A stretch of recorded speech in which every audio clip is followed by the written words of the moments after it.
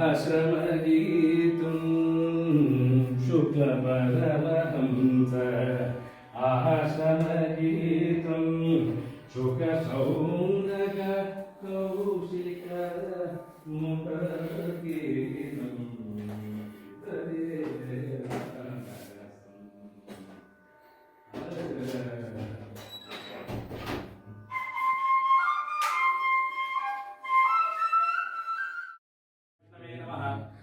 मधुसूदनाय नमः, त्रिविक्रमाय नमः, वामनाय नमः, श्रीधराय नमः, ऋषिकेशाय नमः, पद्मनाभाय नमः, दामोदराय नमः, संकर्षणाय नमः, वासुदेवाय नमः, प्रद्युम्नाय नमः, निरुद्धाय नमः, पुरुषोत्तमाय नमः, दोक्षजाय नमः, नारसिंहाय नमः, अच्युताय नमः, जनार्दनाय नमः, उपेन्द्राय नमः, हरये नमः, श्रीकृष्णाय परब्रह्मणे नमः, पट्टाभिषेकालंकृताय नमः, पार्थिवकुलसम्मानिताय नमः, विभीषणार्पितरङ्गकाय नमः, ईशकुलानुग्रहकारकाय नमः, सकलजीवसंरक्षकाय नमः, समस्तलोकोद्धारकाय नमः, राम राम जय राजा रामाय नमः, राम राम जय सीतारामाय नमः, रजकघटोद्यद्दीपिताय नमः, विपिनप्रेषितसीतारामाय नमः, कान्ताविरहसुदुःखिताय नमः, सोदर संवर्धित मददे नमः, शंभुकाख्यविमर्दनाय नमः, साहसभूषित भूसुराय नमः, अश्वमेधकृतदीक्षाय नमः, अनुपम बलबहुदुर्जराय नमः,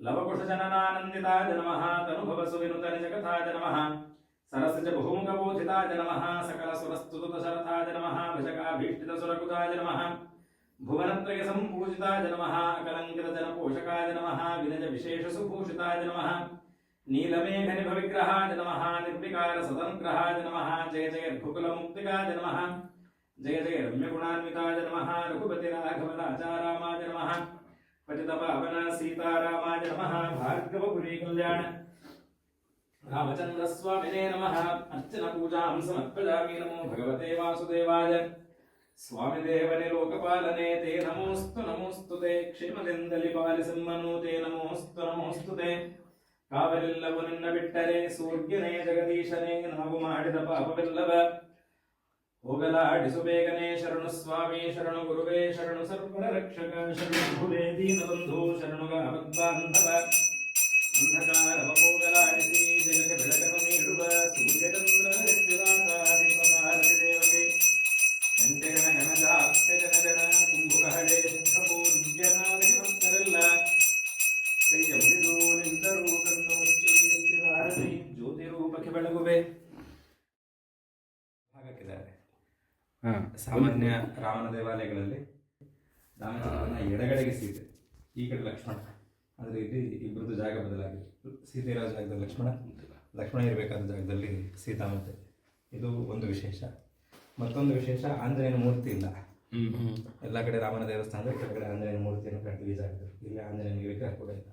ಇವೆಲ್ಲ ವ್ಯತ್ಯಾಸವಾಗಿರೋದಕ್ಕೆ ಕಾರಣ ಏನು ಅಂದರೆ, ಇವರೆಲ್ಲರಿಗೂ ವಿವಾಹ ಆಗಿತ್ತು. ಇವರೆಲ್ಲ ವಿವಾಹ ಮುಗಿಸಿ ಮಿಥಿಲಾಪುರದಿಂದ ಹೊರಟು ಅಯೋಧ್ಯೆಗೆ ಹೋಗ್ತಾ ಇದ್ರು.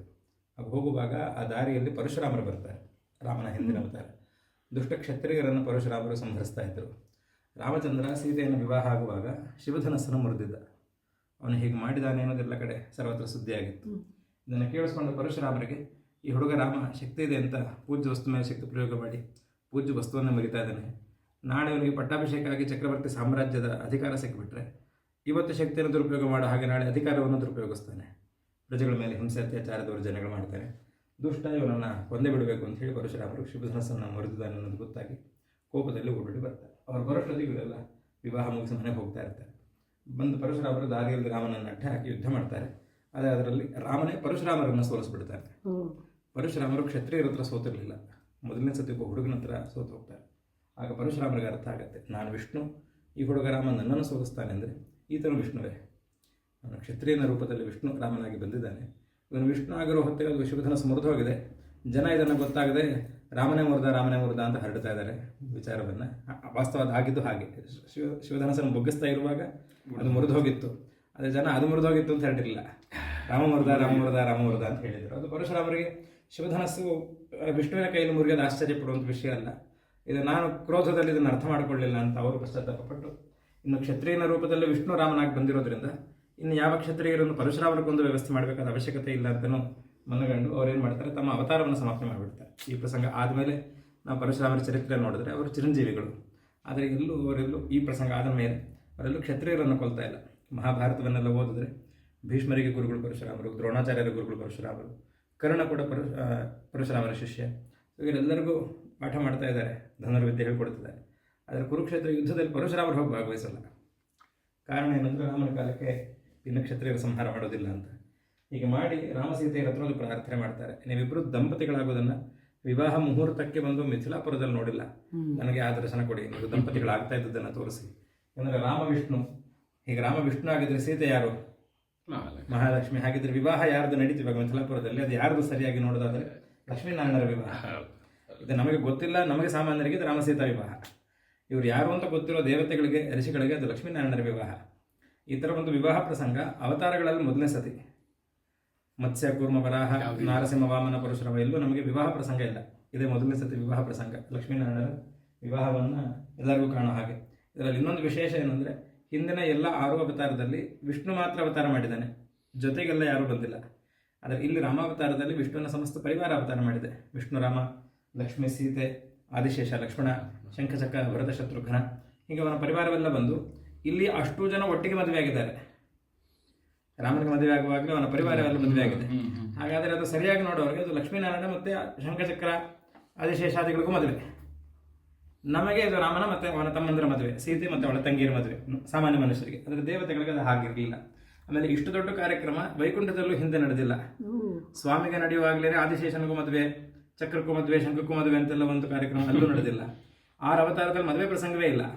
ರಾಮ ಆದಮೇಲೆ ಮತ್ತೆ ಕೃಷ್ಣಾದಿ ಅವತಾರಗಳು ಮಾಡಿ ಅಲ್ಲಿ ಮದುವೆ ಅಂತ ಪ್ರಸಂಗ ತಂದರು, ಆ ಮದುವೆ ಈ ಥರ ಇಲ್ಲ.